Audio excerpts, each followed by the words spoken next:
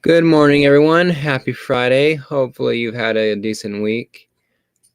I didn't have much to talk about. It's been a few weeks since I've been on here, but I just wanted to talk. You know, I've been listening to Seth Andrews on the Thinking Atheist podcast a lot at work, and it just gets me thinking about things. Issues that I deal with, just situations. My experiences of being an atheist in my family, because my family is conservative Republican, and depending on which side you're talking about, you either have the evangelical Christians with my dad or the Mormons with my mom. You know, I like to joke that because my mom is Mormon from California and she was born in California, my dad is Christian, born in Texas, that I had no chance to be normal. I was born to be screwed up. Anyway, but I've always had issues, fitting in my family and all that. I mean, when I first really became public, I remember, at least my mom, I cannot remember for the life of me if my dad knows or my stepmom knows if I'm atheist or not. But I can't remember for sure, but I do know that my mom does for sure. Because one of the first books I really started reading was Richard Dawkins' The God Delusion. And I was reading it on my lunch break. I like to read during my lunches. From between work, I have an hour lunch. And I'm sitting there at the break room reading The God Delusion. My brother, who works the same job as me, is sitting across from me reading his book. He likes to read these younger adult, James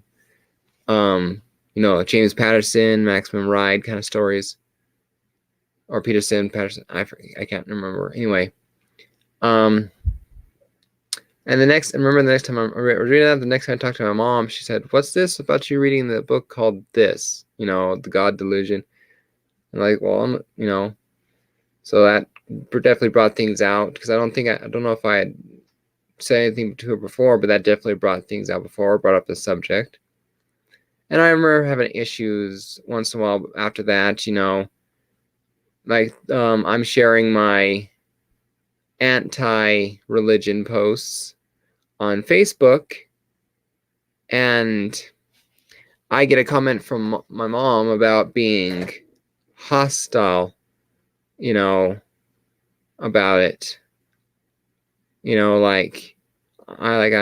purposely sharing more anti-Mormon stuff, or stuff that's looks bad, makes Mormons look bad, or whatever. And I'm doing it on purpose, purposely going after the religion. No, I'm not. I just don't believe in that magical voodoo stuff. It's like, why do you? I'm talking in general here. Why do religious people get to preach and talk and sing from the highest mountain, and basically sit on our chest and shove their religious book down our throats? But when we speak up about this is bullshit, all of a sudden we're the bad guys. We can't have the same vocalness. It's not fair. So I point out to her going, "Mom, I love you very much, but I won't be silent about this. I'm not purposely going after you. I'm not going after you at all. I'm just sharing my views. But just like you support and you share your stuff, I'm going to share my what I believe. I'm not going to sit here and be quiet because it might be embarrassing for you or make you feel uncomfortable that I'm sharing something you don't like.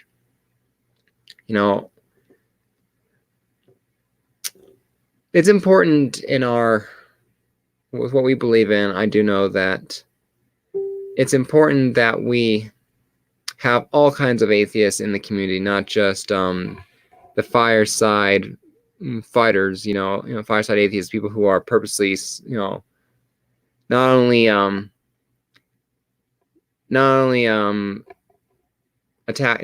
hitting the hornet's nest with a baseball bat, but throwing it at throwing them in the direction of a believer. It's important that if you're allergic to that, I'm sorry, bad joke, but it's important that we have someone out there not only stirring the pot but actively having a fight. But it's also important that we have the diplomats, people out there with a little more of a lot more tact than some of us have. And the example I can think of easily is Malcolm X and Martin Luther King Jr. They were vastly different in their approaches during the civil rights. Not only was, Martin Luther King, Christian, and Malcolm X was Muslim, but how they went about it. Martin Luther King was all about the peaceful protest, sit-in, marching kind of thing, forcing change non-violently. Malcolm X, I believe, was a lot more get in their face, be loud, be proud, and shake up the system, make the white man afraid of you kind of a thing. And I do know that there was a quote, I can't remember 100%, but I'm going to paraphrase the best I can. Because later on in the year, it was before Selma, the Edmund Pettus Bridge incident and all that, that the movie is about for Selma. But Malcolm X said something along the lines to, and I think it was Mrs. King, said that I did not come here to make Dr. King's job easier. I truly came here to make it easier. And I forget if there's anything more about that, but I do know the quote meant that people were afraid of Malcolm X and his radicalness, his religion, his tenacity, the more violent nature of him. People were afraid of him and his supporters. And so if here comes Malcolm X, the big bad black man, kind of a thing, but then here comes peaceful protesting Martin Luther King, with their singing their songs or whatever as they're marching kind of a thing, or we shall overcome kind of thing. Here comes peaceful Martin Luther King. It's a lot more likely that these people who are still racist, still prejudiced, will sit down or talk to Dr. King than it was to him. So I do know religion does have its place in society and in the world. I will admit that the religion does have its place, and some people need religion for whatever reason, and I do believe it's completely valid for them to need it. I don't need it. Anyone out there listening to this, I assume you don't need it, but we don't need it for us. Some people might need it for it comforts them. I personally am comforted by the truth. I have no problem saying the words, I don't know. I have no problem looking up at the stars and going, wow, look at just the beauty and the wonder of this world and this universe. I don't need to look up there and go, wow, look at all the souls in God's heaven. I don't need that kind of thing. But I do know that some people might, and that's their place. But religion does have its place. It hasn't been useful, in my opinion, to society since the Civil Rights Acts, in the 60s. But that doesn't mean it doesn't have some use, I remember reading what was it called again? Passage of Power. It's a series of books written by Robert Caro, I believe, about Lyndon Johnson. And it was talking about how the clergy and religious groups were instrumental in helping put pressure on these Republicans and Southern Democrats, not Southern, some of the Democrats, but these other Democrats, who were not against civil rights, but didn't want to make other their constituents angry or things like that. They were making excuses, for things, going, well, I'm not racist, but I just can't support the civil rights. Well, if you're not racist, then why couldn't you, kind of thing? I'm kind of losing my thought a little bit.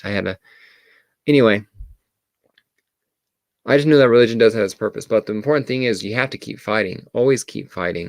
That's what this whole thing started out with for me. Sorry, I got sidetracked on my love of history. But I always have to keep fighting. You know, the whole thing with my mom and my dad, I won't be silent. I'll fight I'll fight to make sure that other people out there know that they're not alone. That we don't need a God to be good. We don't need a God to be humanist. I don't need a God to know that we can build these mega homeless shelters instead of these mega churches. It sounds like my laundry's done. That we can spend just like a nickel more on our taxes and provide food for people that need it, to provide,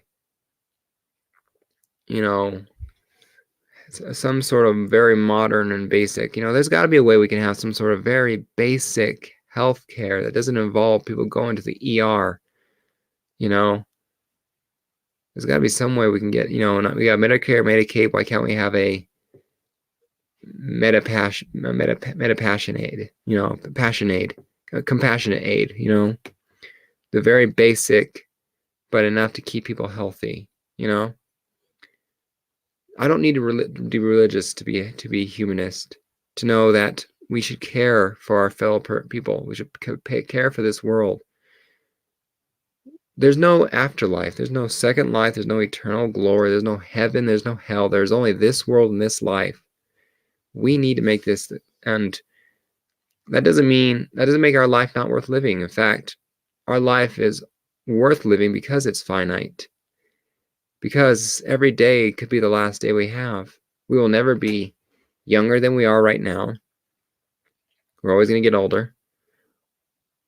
For people who are vain or whatever, like there's the movie Troy with Brad Pitt and Orlando Bloom and all that. Achilles is saying to the Paris's cousin, whatever, that the gods are jealous of us because we're mortal. Because you'll never be more beautiful than you are right now. Then we'll never be here again. That's what makes this life worth living, and that's why it's important that we fight every single day. Yes, some of us are better. We make better diplomats just talking. Others out there, more like me, who I will be out there. I'll be the loud. I'll be the annoying. The one almost in your face about it. I'll be there to shake the tree, and then while you're pissed off at me, the other person is pissed off at me, he's hearing the more reasonable diplomat who manages to slip past the defenses, manages to wake him up from what he was thinking and all that. So it's important that we just keep fighting. We're not alone, even though sometimes it feels like that. I recently found out that technically she's my step aunt, because she's related. She's my stepmom's sister. She's non-religious. She's not atheist, but she doesn't believe in a God or whatever. She's non-religious. She doesn't identify with anything. She doesn't believe, doesn't go anything.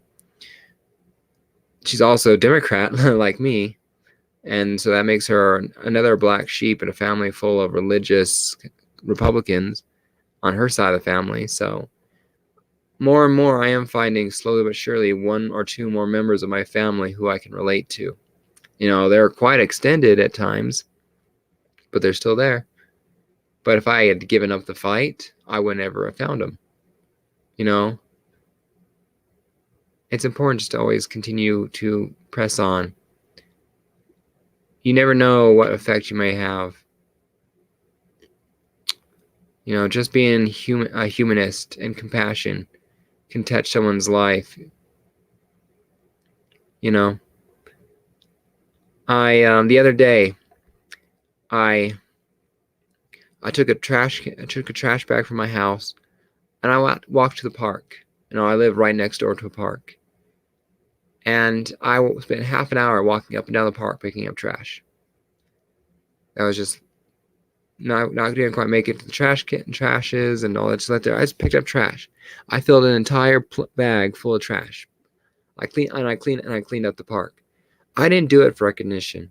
I didn't do it for a pat on the back or a key from the city or a good job from anyone. And that's so kind of you. In fact, I don't know if anyone saw me at all. I had no idea if anyone ever saw me or knew what I did. But I didn't do it for recognition. I did it because it was the right thing to do. Because I want to take care of this world, just like I want to take care of people the best I can. And I did something for other people. And it made me feel good. Because it was a small way of fighting to make this world a better place. And I did it just one bag of trash at a time. Sometimes that's all you can do. And sometimes that's enough. At times, it involves a hot meal, for someone who is starving. I saw something on Facebook, an article, like, a kid working at a fast food restaurant or whatever. This homeless guy comes in with 50 cents. What can I get for this? And the kid asks what he wanted, if he could afford anything or whatever. And just the guy said something to make him not hungry or whatever. And the kid bought him a very hearty meal out of his own pocket. That's the kind of world I want to live in, where you fight for the right thing. Anyway, I hope you enjoyed this little podcast of mine. Just a few thoughts of why it's important to keep fighting. I know it seems random. That's how my thoughts work. Sorry if I ramble from time to time, but I had fun, and I hope you got something out of this. If you liked what I had to say, please give me a like. Give me a comment. Maybe let me know what you think.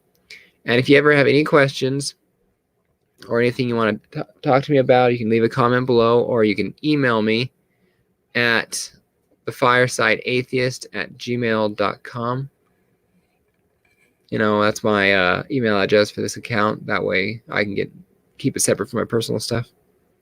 So hopefully you enjoy this video, and hopefully I can be back soon. So take care, everyone. Until next time, this is Matt, the Fireside Atheist. Have a good day and have a good weekend.